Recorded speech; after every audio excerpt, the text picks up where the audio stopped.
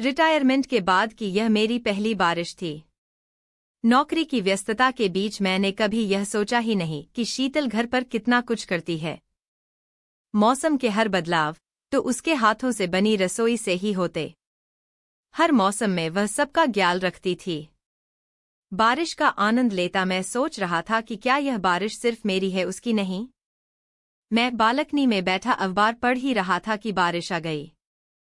हवा के झोंके के साथ कुछ बूंदें मेरे चेहरे पर पड़ीं तो जीवन की कितनी ही बीती बारिशें ताज़ा हो गईं। मैं बैठा बारिश का लुत्फ ले ही रहा था कि पत्नी शीतल ने किचन से पूछा, पकौड़े बना दूं, खाओगे? बना दो, खा लूंगा, यह कहता हुआ मैं कुछ सोचने लगा। शीतल हर मौसम में मेरा ख्याल रखती है। मैंने कभी उसे बारिश की बूंदों को निहारते हुए निश्चिंतता से बैठे नहीं देखा। रिटायरमेंट के बाद की यह मेरी पहली बारिश थी।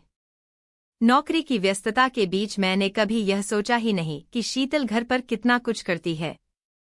मौसम के हर बदलाव तो उसके हाथों से बनी रसोई से ही होते। हर मौसम में वह सबका ख्याल रखती थी। बारिश का आनंद लेता मैं सोच रहा था कि क्या यह बारिश सिर्फ मेरी है, उसकी नहीं। कुछ ही देर में मैं किचन में आकर बोला, सिर्फ पकौड़े नहीं, आज तो पकौड़ों के साथ बढ़िया चाय भी बनेगी, वो भी मेरे हाथों से।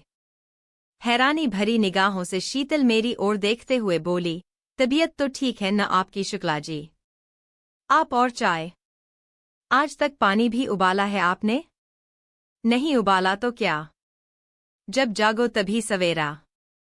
अच्छा यह बताओ कि 72 साल के शुक्ला जी का यह सवेरा हुआ कैसे? शीतल ने कड़ाही में तेल डालते हुए पूछा तो मैं बिना कुछ बोले मुस्कुराता हुआ चाय के लिए दूध और पानी नापने लगा। कुछ ही देर में अमेरिका से राहुल बेटे का फोन आया तो शीतल बात करती हुई बाहर लिविंग रूम की ओर चल दी। राहुल, तेरे पापा को आज न जाने क्या हो गया है, किचन के कामों में मेरा हाथ बंटा रहे हैं। क्या बात कर रही हो माँ? पापा और किचन में, शायद फोन के उस तरफ से राहुल ने कुछ ऐसा ही कहा। तभी तो शीतल आगे बोली, आज बड़े बदले लग रहे हैं तेरे पापा। कह रहे हैं कि मौसम जब साल में इतने बार बदलता है तो हम इंसानों को कम से कम एक बार तो खुद को बदलाना ही चाहिए।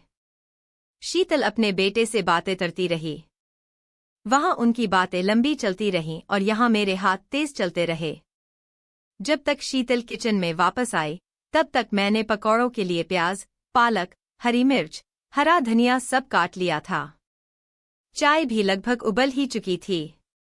शीतल ने बेसन घोलकर फटाफट प्याज और पालक के पकौड़े तैयार कर लिए। वह आज मेरा बदल हुआ रूप देखकर इतनी खुश हुई कि उसने कई दिनों बाद अपना मनपसंद बारिश वाला गाना प्ले कर लिया, रिमझिम गिरे सावन सुलग सुलग जाए मन। वह मेरे बदले हुए व्यवहार से बहुत खुश और साथ ही अचंभित थी। शीतल समझ ही नहीं पा रही थी कि मेरे अंदर का यह बदलाव उसी की ही तो देन था। दरअसल कल जब वह अपने बेटे को फोन पर समझा रही थी, देखो बेटा राहुल, किचन के काम अच्छे से सीख लो, कल को तुम्हारी शादी होगी तो मेरी बहू दिन भर किचन में ही थोड़ा रहेगी। एक अच्छा पति साबित होने के लिए तुझे भी उसके साथ घर के कामों में हाथ बंटाना होगा। बस तब से मेरी आंखें खुल गईं। आखिर मुझे भी तो शीतल के लिए अच्छा पति साबित होना चाहिए न? और संतानें भी वही करती हैं जो उनके माता पिता करते हैं। यही सोचता हुआ मैं YouTube पर पनीर की सब्जी की विधि देखने लगा। बाहर खुशनुमा सी बारिश हो रही थी, पर शीतल के चेहरे का शीतलपन देखकर लग रहा था कि उसकी खुशनुमा बारिश तो आज पहली बार हुई है।